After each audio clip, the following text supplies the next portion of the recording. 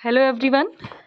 तो बताइए क्या हाल चाल है आप लोगों का और कैसे हैं आप लोग, ये बताइए। सबसे पहले तो सभी लोगों को good evening, sorry good evening कह रही हूँ, गुड मॉर्निंग। मुझे लगता है मॉर्निंग नहीं, अब आफ्टरनून हो गया है। तो चलिए, इतने दिन बाद मिल रहे हैं तो सभी good morning, good afternoon, good evening, good night सब कुछ बोल देती हूँ।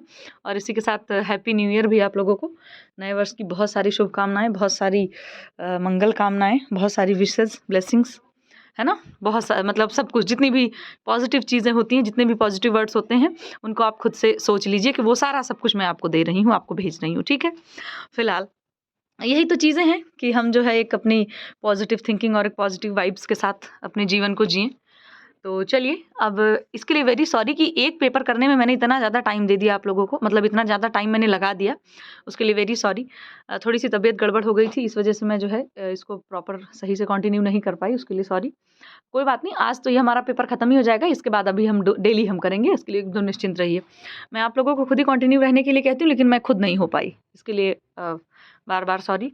तो चलिए, फिलहाल नया वर्ष आई होप कि आप लोग का बिल्कुल बढ़िया रहा होगा, और भगवान करे कि ऐसे बढ़िया ही रहे। और आप लोग मेहनत कीजिए बिल्कुल।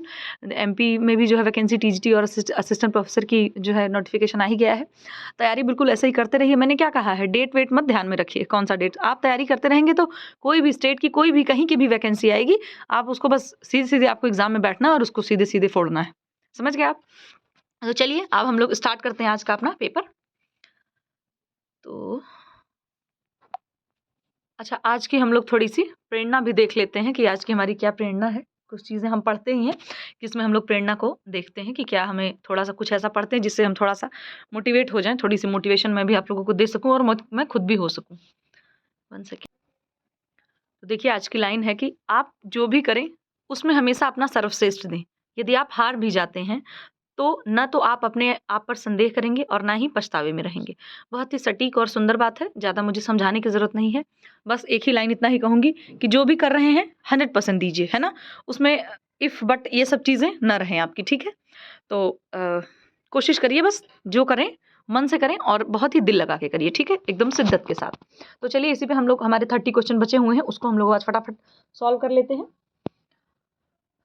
सबसे पहला हमारा सवाल है कि एक केजी की शिक्षिका, मतलब केजी में बच्चे पढ़ते हैं ना, तो एक केजी की टीचर हैं, वो अपनी कक्षा के लिए दैनिक समय सारिणी बनाती हैं, यानी कि एक दिन का टाइम टेबल बनाती हैं। इस प्रचलन के लिए सर्वाधिक उपयुक्त युक्ति है कि बालक, मतलब वो जो समय सारिणी बना रही हैं उसमें सबसे सही जो युक्ति है वो क्या है। विभिन्न परिवारों से आते हैं, उनकी दिनचर्या भिन्न होती है, बच्चे मतलब विभिन्न परिवारों से आते हैं। बी हमारा कि निरंतर उत्साहवर्धन एवं अनुश्रवण चाहते हैं ध्यान केंद्रित रहने के लिए, या बच्चे को सुरक्षित महसूस कराने एवं उत्पादक बनाने के लिए पूर्वानुमान की आवश्यकता होती है। तो ये जो ये समय सारिणी बना रही है, इससे क्या हो रहा है कि बालक को, उनको क्या पता चल जाए, है ना।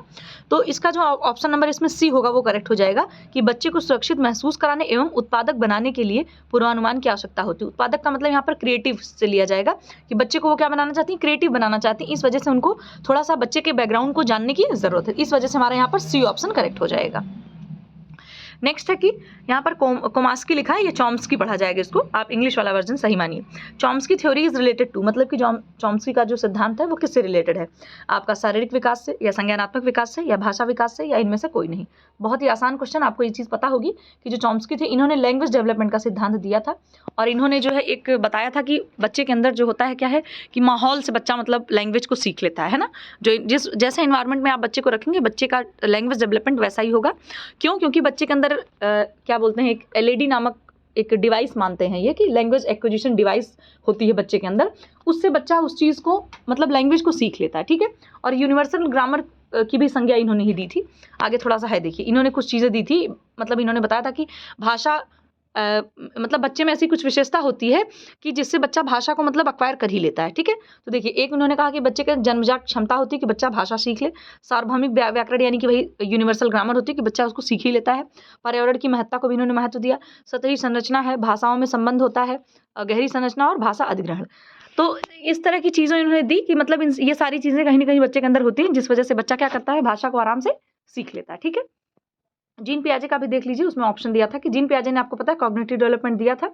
इनका मानना यह है पियाजे का कि संज्ञानात्मक विकास अनुकरण की बजाय खोज पर आधारित होता है। इन्होंने बच्चों को ये कहा था कि बच्चे लिटिल साइंटिस्ट होते हैं। पियाजे ने कहा था कि बच्चे लिटिल साइंटिस्ट होते हैं, वो कुछ चीज़ें खुद से वो खोजते हैं, उनके अंदर एक खोज प्रवृत्ति होती है जिससे बच्चा खोज खोज के मतलब कहीं ना कहीं छोटी मोटी चीज़ों को वो नकल करके नहीं सीखता, बल्कि वो खुद से खोज करके सीखता है, खुद से एक्सपीरियंस करके, है ना। तो ये बात उन्होंने कही। इन्होंने कहा कि इसमें व्यक्ति अपनी ज्ञानेंद्रियों के प्रत्यक्ष अनुभव के आधार पर अपनी समझ का निर्माण करता है। कहने का मतलब है कि बच्चा अपने ज्ञानेंद्रियों से देखता है और उससे सीखता है ना, वो चीज़ करके सीखता है, देख करके सीखता है, ना कि बच्चा एक दूसरे की नकल करता है। जीन पियाजे को जो है विकासात्मक मनोविज्ञान का जनक माना जाता है। ठीक है, आई थिंक यहाँ से 2 से 3 पॉइंट आपको मिल गया होगा अच्छा खासा। फिर नेक्स्ट है कि कुपोषण के लिए पहचाने गए कारणों में सभी सम्मिलित हैं। तो क्या क्या सम्मिलित है? सिवाय, है ना, एक्सेप्ट, मतलब ये चारों में से सिवाय के अलावा कौन सा एक्सेप्ट, मतलब इसमें कारण सम्मिलित नहीं है। तो अपर्याप्त अंतर्ग्रहण यानी इनएडिक्वेट इंटेक, या न्यून क्षति, या कुपोषण, या फिर बाधित चयापचय। तो और लास्ट वाला हमारा है बाधित चयापचय। तो कहने का मतलब इसमें है कि अगर आप कम लेंगे, मतलब जो आपका फूड इंटेक है वो अगर अपर्याप्त रहेगा तभी कुपोषण हो सकता है। अगर आप कुपोषण है तो जाहिर सी बात है कुपोषण होगा ही होगा। बाधित चयापचय, अगर मतलब कि आपका मेटाबॉलिज्म सही नहीं है तब भी इन तीनों चीज़ों की वजह से आपको कुपोषण हो सकता है। ठीक है, लेकिन इसमें जो न्यून क्षति दिया गया है इसकी वजह से कुपोषण का कोई लेना देना नहीं, इस वजह से ये कारण नहीं इसमें आएगा। ठीक है, नेक्स्ट क्वेश्चन है हमारा गृह प्रबंध है, होम मैनेजमेंट आप पढ़ते ही हैं। तो ए ऑप्शन है गृह व्यवस्था में दक्षता प्राप्त करना, गृह पर्यवेक्षण यानी कि हाउस सुपरविजन, या कार्य को पूरा करना, या फिर संसाधनों का प्रबंध कर लक्ष्यों की प्राप्ति करना। तो ये बहुत ही आसान और बेहतरीन चीज़ है। आपको पता है कि इसमें क्या करते हैं हम, जितने भी हमारे पास रिसोर्सेज हैं उनका यूज़ करके अच्छे से उनको मैनेज करके अपने जो भी हमारे गोल्स हैं उनको अचीव करना ही होम मैनेजमेंट का काम है। ठीक है, तो डी ऑप्शन यहाँ करेक्ट हो गया। फिर नेक्स्ट है यहाँ पे असर्सन दिया है कि अनुसंधान के सभी अध्ययन परिकल्पना के गठन से शुरू होने चाहिए। कि मतलब जितने भी अनुसंधान के आप जितने भी अध्ययन करने जा रहे हैं उनको पहले हाइपोथेसिस से ही शुरू होना चाहिए। ठीक है, कारण दिया है कि परिकल्पना अनुसंधानकर्ता को जनसंख्या को सामान्यीकरण में मदद करती है। तो इसमें जो बात है हमारा जो असर्सन दिया गया है इसको सही नहीं है। ठीक है, ये सही नहीं है कि जितने भी आप रिसर्च स्टार्ट करते हैं सभी में आप हाइपोथेसिस बना करके ही आप रिसर्च करना नहीं स्टार्ट करते। ठीक है, लेकिन इसका जो कारण दिया हुआ है मतलब ये बिल्कुल सही बात है कि परिकल्पना से जनसंख्या को एक जनरलाइजेशन करने में मदद मिलती है। तो यहाँ पर ए गलत और आर सही हो जाएगा हमारा। ठीक है, इसका कूट इधर दिया गया है, देखिए तो कूट में देखिए ए गलत एवं आर सही है, तो हमारा सी ऑप्शन करेक्ट हो जाएगा। ठीक है, सी ऑप्शन, इसको आप देख लीजिए अच्छे से।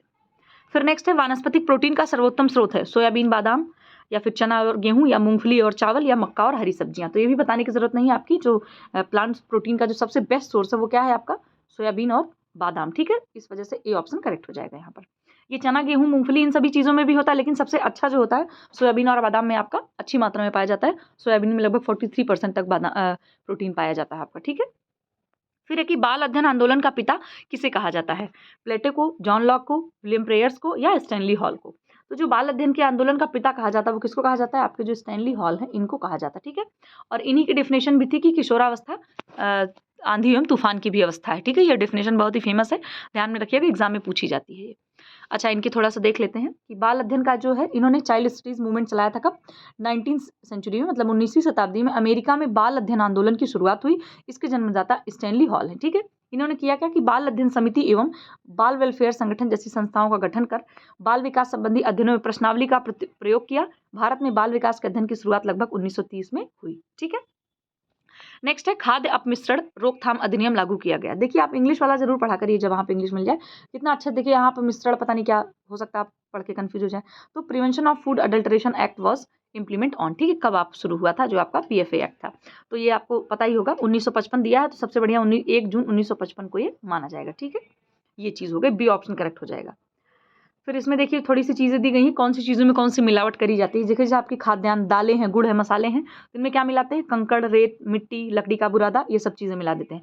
और इनसे हमारे हेल्थ पे क्या प्रभाव पड़ता है, आहार तंत्र के रोग हो जाते हैं। ठीक है, मतलब कि आपके जो एलिमेंट्री कैनाल है आपकी, है ना, जिसको हम लोग फूड पाइप, ये सब पूरा एलिमेंट्री कैनाल से रिलेटेड कोई भी दिक्कत हो सकती है। ठीक है, फिर चने और अरहर की दाल में क्या मिलाते हैं, खेसारी दाल मिलाते हैं। इससे आपको पता है लेथायरिज्म होता है वो बीमारी हो जाती है। ठीक, सरसों के तेल में आर्जिमोन का तेल मिला देते हैं, जिससे एपिडेमिक ड्रॉप्सी नामक दिक्कत हो जाती है। ठीक है, और बेसन और हल्दी में क्या मिलाते हैं, मिटाइलिन नामक एक पीला रंग आता है, वो मिला देते हैं। इससे प्रजनन तंत्र यानी कि जो रिप्रोडक्टिव और आपका डाइजेस्टिव सिस्टम है उस पर जो है बुरा प्रभाव पड़ता है। ठीक है, ये मैंने ऐड कर दिया, थोड़ा सा आपको रिवाइज हो जाए।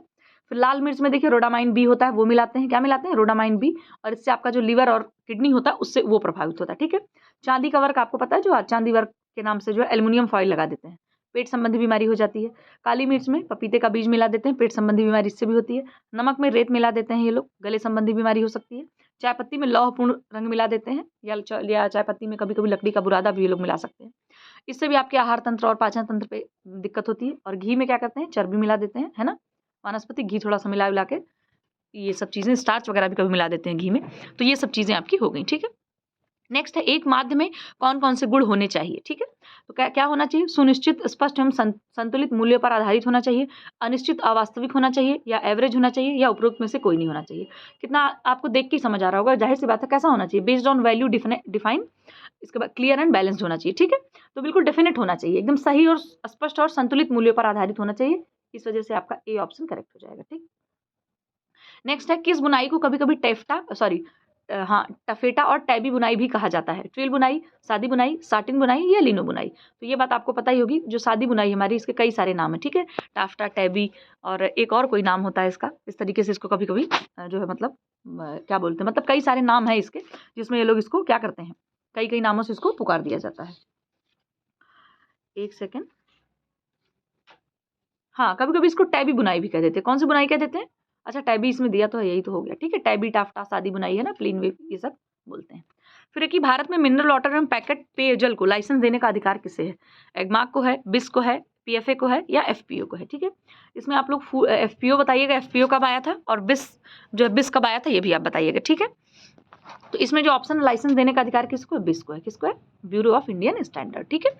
ये कब आया था और एफपीओ कब आया था, आप बताना मुझे। फिर है कि अधिकांश खाद्य पदार्थों को तलने का तापक्रम होता है, तो अधिकांश जो फ्राई करते हैं आप चीज़ों को, 110 से 196 डिग्री सेल्सियस, या 117 से 196 डिग्री सेल्सियस, 110 से 196 डिग्री सेल्सियस। अच्छा, दो ऑप्शन को एक ही बार दे रखा, फिर 117 से 196 डिग्री सेल्सियस। ये देखिए दोनों ऑप्शन को इन्होंने, मतलब एक ही ऑप्शन को, अच्छा सॉरी, ये फ़ारेनहाइट में, सॉरी देखिए यही होता है कन्फ्यूजन। ये देखिए आप सेम दिया हुआ है, ए वाला भी सेम है और सी वाला भी सेम है, लेकिन यहाँ पर सेल्सियस में है और यहाँ पर फ़ारेनहाइट में है, आपको यही चीज़ ध्यान रखनी है। तो हमारा जो करेक्ट आंसर हो जाएगा वो हो जाएगा 117 से 196 डिग्री सेल्सियस, याद रखना आपको, फ़ारेनहाइट नहीं, ठीक है। तो बी ऑप्शन हमारा यहाँ पे करेक्ट हो जाएगा।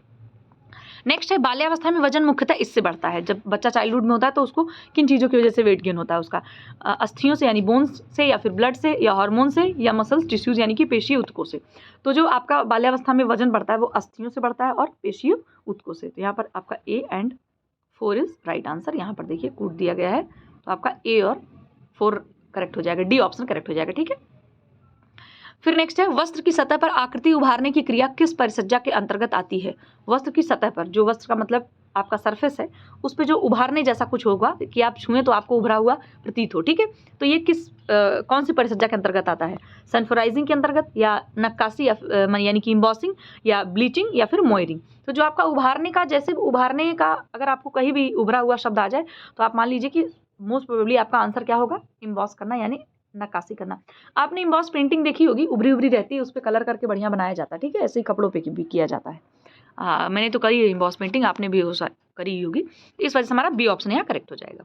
फिर है कि जब एक एकाधिकारी अपनी वस्तु का मूल्य अलग अलग उपभोक्ताओं से अलग अलग वसूल करता है तो उसे क्या कहते हैं। कहने का मतलब है कि एक मान लीजिए कोई है व्यक्ति जो सामान बेच रहा है और वो अपने कस्टमर से अलग, कस्टमर आपको किसी और दाम पे दे रहा है, मुझे किसी और दाम पे दे रहा है, तीसरे इंसान को किसी और दाम पे दे रहा है, तो ऐसे में उसको क्या कहा जाएगा, सामान्य एकाधिकार, विभेदपूर्ण एकाधिकार यानी डिस्क्रिमिनेटिंग मोनोपोली, या फिर दोष मुक्त एकाधिकार, या प्राकृतिक अधिकार। तो आपको समझ ही आ रहा होगा, जो अलग अलग लोगों से अलग अलग दाम ले रहा है तो जाहिर सी बात है वो क्या कर रहा है, डिस्क्रिमिनेशन कर रहा है ना, भेदभाव कर रहा है लोगों के साथ। इस वजह से यहाँ पर बी ऑप्शन करेक्ट हो जाएगा कि विभेदपूर्ण एकाधिकार यहाँ पर उसको कहा जाएगा, ठीक है।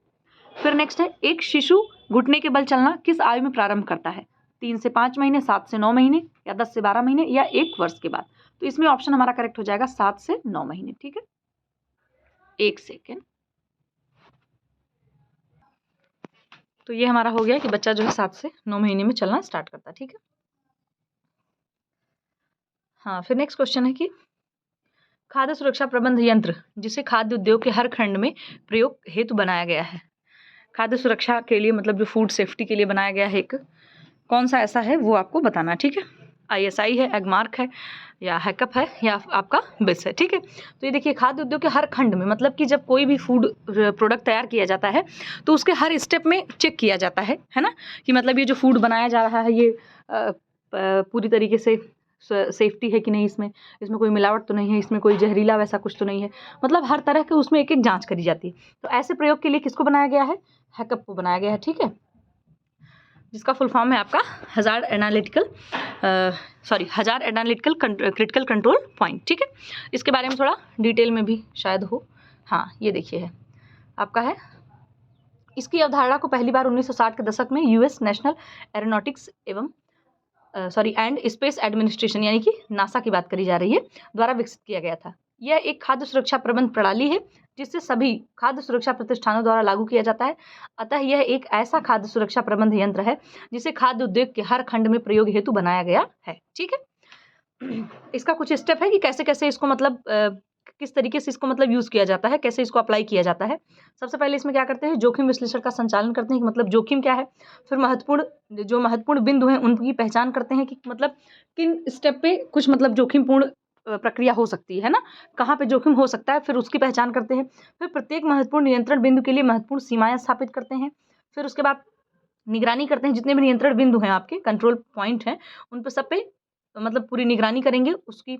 इसके बाद फिर सुधार करेंगे, थोड़ा मतलब जो सुधार करने वाली कार्रवाई होगी उसको स्टार्ट करेंगे। फिर सत्यापन प्रक्रियाएं स्थापित करेंगे, मतलब जो सुधार करना होगा उसको स्थापित करेंगे। फिर दस्तावेजीकरण एवं रिकॉर्ड रखने की स्थापना। फिर वो सारी चीज़ें करने के बाद अपना एक रिकॉर्ड रखेंगे कि हाँ देखिए हमने ये इस फूड प्रोडक्ट पे हमने इस तरीके से पूरी तरीके से इसकी चेकिंग और पूरी तरीके से कर ली है, ये है इसका पूरा रिकॉर्ड, ठीक है। ये इस तरीके से चीज़ें कर लेंगे।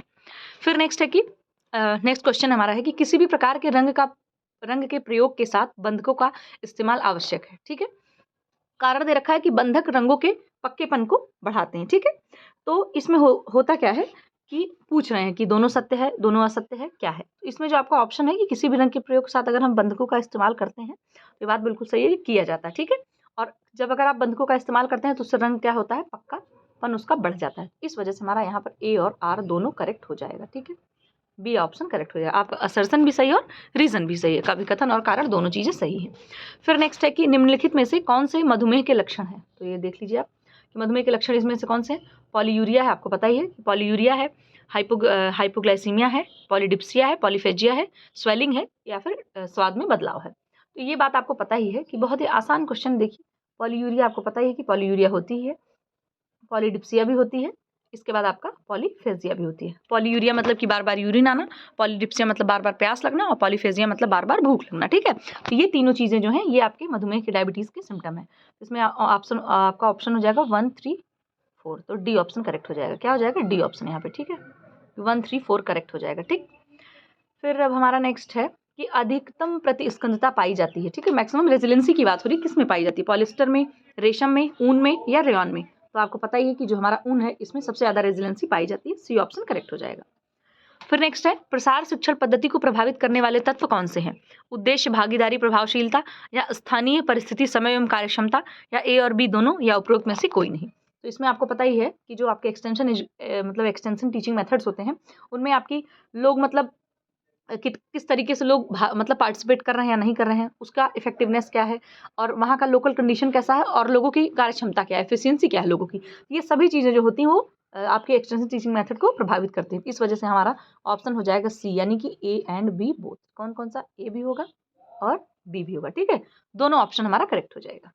फिर है नेक्स्ट की कोशिका भित्ति में उपस्थित वसा में घुलनशील एक प्रमुख एंटीऑक्सीडेंट विटामिन कौन सा है, ठीक है। कोशिका भित्ति यानी आपका जो सेल मेम्ब्रेन होती है उसकी बात हो रही है। तो कौन सा इसमें एंटीऑक्सीडेंट है आपका, विटामिन के है, विटामिन ई है, विटामिन डी है या विटामिन ए है। जो आपकी सेल मेम्ब्रेन में होता है उपस्थित वसा में घुलनशील विटामिन, वो आपका होता है विटामिन ई। और आपको ये बात पता है कि विटामिन ई आपका एक एंटीऑक्सीडेंट है। इसके साथ ही साथ आपका विटामिन ए और जो है आपका विटामिन सी, ये दोनों भी आपका एक एंटीऑक्सीडेंट के उसमें पाया जाता है, ठीक है। और क्या बोलते हैं, कमेंट सेक्शन में आप लोग विटामिन ई का रासायनिक नाम और विटामिन के का रासायनिक नाम आप लोग बताएंगे, ठीक है। फिर नेक्स्ट है बंधेज छपाई में अवरोधक के रूप में प्रयोग किया जाता है। तो बंधेज छपाई आपको पता है ना, जो बंधेज वाली प्रिंटिंग करी जाती है, बंधेज के दुपट्टे, सूट, साड़ी, ये सब चीज़ें जो आती हैं, तो उसमें पूछना है कि अवरोधक के रूप में क्या प्रयोग किया जाता है। इसमें रेजिन है, वसा है या आपका थ्रेड यानी कि धागा है या मोम है यानी कि वैक्स है। तो इसमें क्या होता है, धागा से जो है रेजिस्ट किया जाता है। आपको पता है कि बांधनी में क्या करते हैं, कोई भी एक ले लेते हैं, चाहे चना है या अरहर की दाल है या काबुली चना है या कोई कंकड़ पत्थर है, इस तरह की चीज़ें लेकर के उसको कपड़े में बांध देते हैं और जहाँ पर बांधते हैं धागे से लपेट देते हैं उसको अच्छे से। तो जहाँ पर धागा लपेट दिया जाता है वहाँ पर रंग नहीं चढ़ता है, समझ गए आप। इसी वजह से कह रहे हैं कि अवरोधक के रूप में धागे को यूज़ किया जाता है, ठीक है। इसी तरीके से अगर आपका यहाँ पर बाटिक पूछा जाता कि बाटिक के रूप में क्या जो है रेजिस्ट करके मतलब क्या अवरोधक पदार्थ लगाया जाता है, तो बाटिक के उसमें हम लोग मोम लगाते हैं, ठीक है। जहाँ पर हमें कलर नहीं चढ़ाना होता है बाटिक वाले प्रिंटिंग में, वहाँ पे हम लोग मोम लगा देते हैं, समझ गए आप। ये हो गया आपका। और इस क्या बोलते हैं, दूसरी चीज़ क्या है, हाँ इसमें थोड़ा और देख लेते हैं। देखिए, बांधनी, बंदिश या बंधेज रगाई में अवरोधक के रूप में धागा का प्रयोग किया जाता है, जिससे धागे के बंधे स्थानों पर, देखिए धागे से बंधे स्थानों पर रंग नहीं चढ़ता तथा शेष पूरा वस्त्र रंगीन हो जाता है। यही बांध कर रखने की क्रिया टाई एंड डाई कहलाती है। यह एक प्रकार की अवरोधक रंगाई है, यानी कि रेजिस्टिंग डाइंग है।